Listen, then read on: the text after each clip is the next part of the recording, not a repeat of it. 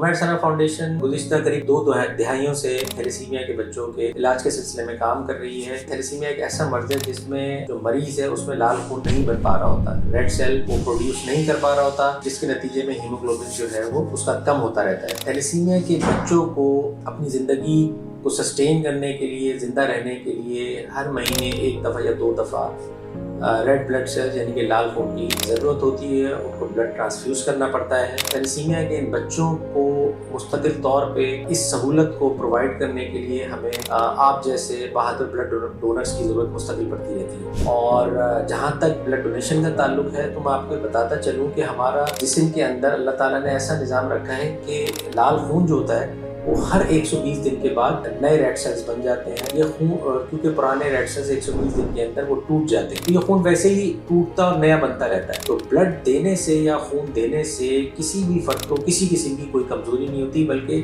اس کے کئی صحت مند جو ہے وہ جسم کے اوپر اثرات ہوتے ہیں۔